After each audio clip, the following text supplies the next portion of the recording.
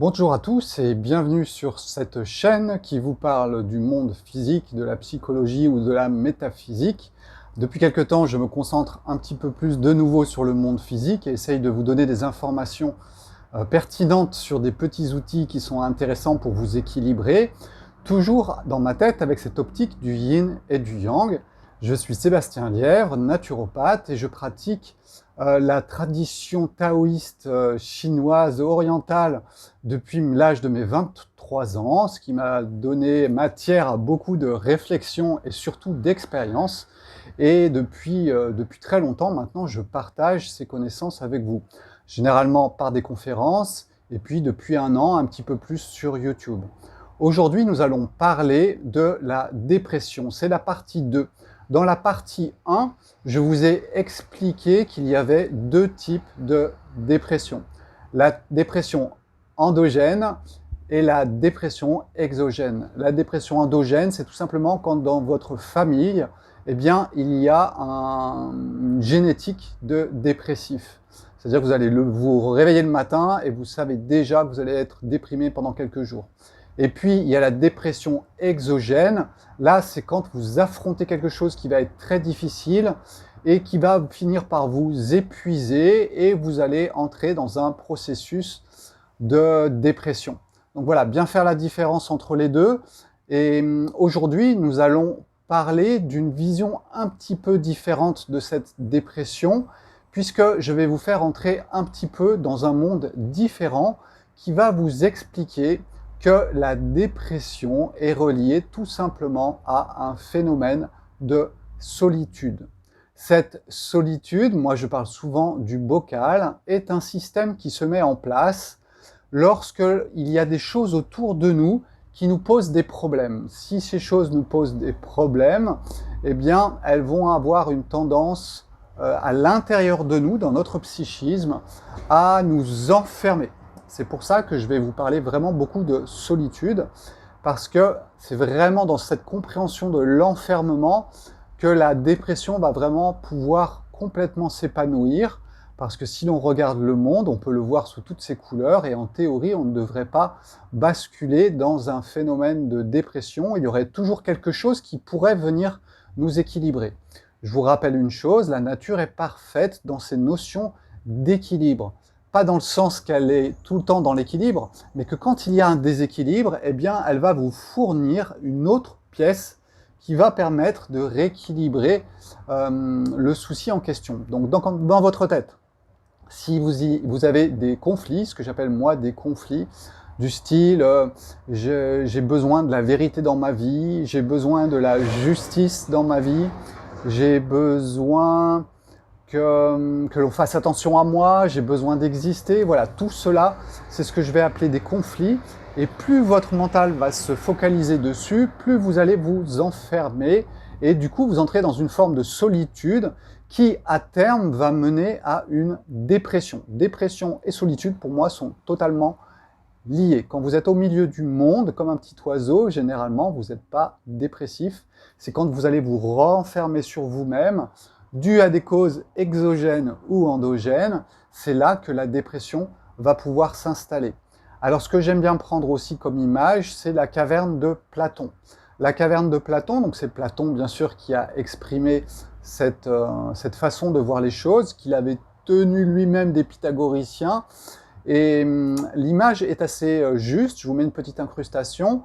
C'est tout simplement que quand nous allons entrer dans le bocal, quand nous allons entrer en solitude, eh bien tout simplement nous sommes dans une caverne, il n'y a plus de lumière, c'est-à-dire que vous n'êtes plus au contact de ce qui se passe autour de vous, d'où ce phénomène de solitude, et vous allez regarder des images. Ces images, elles vont être projetées soit par votre mental, c'est-à-dire que vos peurs, par exemple, vont vous projeter des images qui ne sont pas la réalité. J'insiste bien, regardez bien cette image de la caverne de Platon. Ce n'est pas la réalité. La réalité, elle se passe dehors, en dehors de la caverne. C'est tout ce que j'essaye de vous exprimer et de vous faire toucher du doigt dans l'enseignement que je vous donne sur Internet. C'est vraiment d'essayer de partager cette connaissance et revenir à quelque chose de différent. Mais j'en parlerai pas aujourd'hui, je vous réserve ça pour une partie 3 où je vais vous expliquer et je vais vous donner des solutions telles que moi je les conçois. Donc cette caverne de Platon, elle existe et c'est une projection. Alors c'est une projection de votre mental, ça peut être une projection de la société, de la civilisation, ça peut être une projection d'une religion. L'important, c'est de comprendre que soit la société, soit la civilisation, soit la religion vont vous mettre dans une boîte, vont vous mettre dans un bocal, et avec quelque part votre acceptation, puisque sinon vous le refuseriez et vous resterez en dehors de la caverne. Donc ce qu'il faut bien comprendre quand on est dans un mode dépressif, c'est tout simplement qu'on est entré dans une grande solitude, et que cette solitude, eh bien, en fait, elle se crée aussi avec des images, soit que l'on a, soit que l'on vous donne. C'est pour ça que c'est important de comprendre que ça peut venir aussi de l'extérieur ou de vous-même. Et puis, sachez une chose, c'est qu'il n'y a pas de cible, il n'y a pas de fléchette sans cible, ou il n'y a pas de cible sans fléchette. Ce qui veut dire que vous-même, à l'intérieur de vous, si vous réagissez à des ordres civilisationnels ou de société, et puis que ça vous met dans solitude, c'est tout simplement parce qu'à l'intérieur de vous, eh bien, il y a la cible. Et ça, il faut vraiment le comprendre, c'est très important pour pouvoir ensuite en sortir durablement. Parce que moi, ce que je vous propose souvent, c'est à travers cet enseignement, c'est vraiment de comprendre que vous pouvez sortir définitivement de ce qui vous attrape en permanence. Mais pour cela, il va falloir sortir de la caverne. C'est pas toujours facile, c'est même souvent très douloureux. Imaginez, vous vivez dans une caverne avec des images qui sont projetées en permanence. Ça vous met dans un monde qui vous rassure, parce que c'est le principe. Et tout d'un coup, eh bien, je vais vous parler du monde extérieur. Et c'est un petit peu comme si vous ouvriez les yeux, et si vous ouvrez grand les yeux en plein soleil après avoir passé du temps dans une caverne, ça va être douloureux, mais cela va faire partie du cheminement. Ça ne dure pas très longtemps, et je dirais que c'est un chemin qui est très intéressant parce qu'il est pérenne. Donc je n'ai rien contre les psychologues ou les psychanalystes, mais souvent ce que j'essaye d'exprimer, c'est qu'en fait nous sommes dans une caverne avec un psychanalyste et un psychologue et on vous parle de la caverne. Mais c'est pas comme ça qu'une paix durable va pouvoir s'installer en vous. Alors ça ne veut pas dire que vous serez en paix en permanence, ça veut juste dire qu'il y a une base qui est en vous qui va être solide, qu'elle va permettre au monde réel de jouer les interactions et les équilibrages. Je le répète encore, une pomme pourrit toute seule et disparaît au bout d'un certain temps. Il en va de même pour tous vos traumatismes. Vous n'avez pas besoin d'une intervention spirituelle extraterrestre ou d'un marabout pour que vos conflits disparaissent. Ils sont tout simplement, je dirais, nourris en permanence, soit par votre mental, soit par la civilisation ou la société qui ne se gêne pas en ce moment pour nourrir tout ce qui se passe dans notre tête et les conflits qui sont déjà là. Ça ne sert absolument à rien d'en vouloir à la société, d'en vouloir à la civilisation, d'en vouloir aux Édomites ou à je ne sais trop qui, hein, ou aux extraterrestres. C'est juste que si la cible n'est pas en vous, eh bien tout simplement, il n'y aura pas de fléchette. Et c'est ça le plus important. C'est ce que parfois dans les traditions, on peut peut-être appeler l'éveil. Ça peut être aussi dans le bouddhisme, comme j'ai pu l'apprendre durant ces 2 années que j'ai passées ici. On peut appeler ça aussi le juste milieu. C'est pour moi un positionnement de la conscience. Et ça ne va pas venir tout seul. Il faut absolument mettre le nez dedans et il faut se bouger les fesses pour sortir de la caverne et accepter de voir le monde tel qu'il est et non pas s'enfermer par peur, parce que c'est le principe, hein, je le comprends très très bien, de s'enfermer par peur et d'être dans des projections.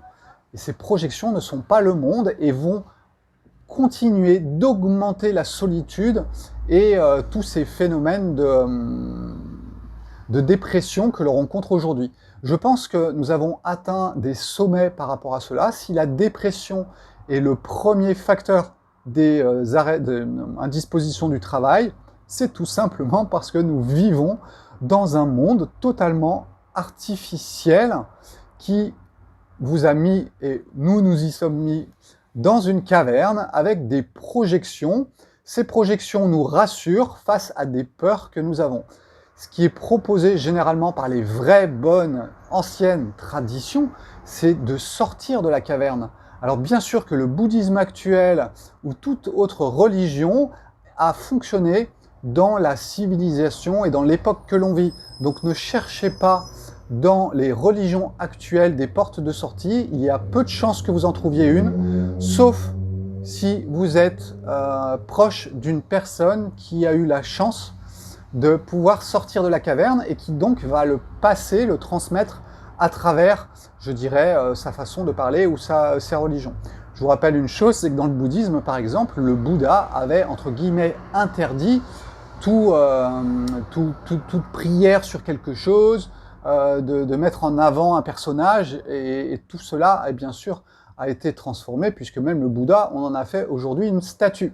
Donc vous voyez comment aujourd'hui les traditions et les anciennes religions ont été aussi piétinées, si je peux dire, mais pas piétinées, mais mises tout simplement, elles aussi, dans une caverne. Et donc toutes les religions que vous avez aujourd'hui, plus ou moins, eh bien, sont des projections de quelque chose qui était de façon très en arrière, totalement différente. Et c'est vraiment ce que je vous invite à faire. Et pour cela, effectivement, il faut se bouger les fesses parce que ce n'est pas les projections qui vont vous aider à changer votre regard. Nous, aujourd'hui, nous vivons totalement dans un monde qui est artificiel, où même l'immunité est devenue artificielle. Je ne dis pas que ça ne marche pas, je dis juste que c'est devenu artificiel. Et que quand on joue avec l'artificialité, eh bien, on se prend pour Dieu, et généralement, ça finit très mal, parce que nous ne sommes pas Dieu. Si Dieu il existe, eh bien, il est au-dessus de nous et bien loin de notre dualité. Et tant que nous ne vivrons pas notre dualité d'une façon profondément en paix, eh bien, je pense que ce sera dur de sortir de ces troubles fonctionnels du psychisme qui sont la dépression.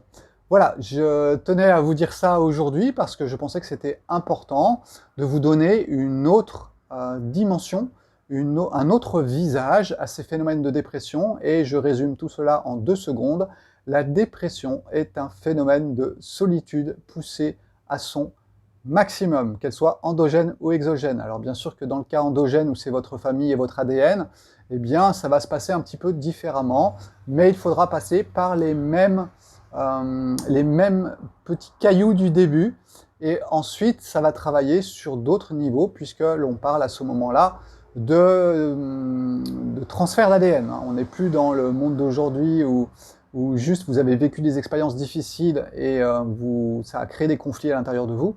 Nous sommes vraiment dans des conflits transgénérationnels, et cela, c'est aussi très intéressant d'y mettre le nez dedans, mais pas dans un but de quoi que ce soit.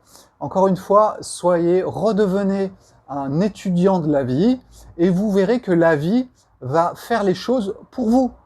C'est-à-dire que si vous ne mettez pas de volonté dans quelque chose, c'est là que c'est le plus fluide dans le flux de la vie et son auto-équilibrage.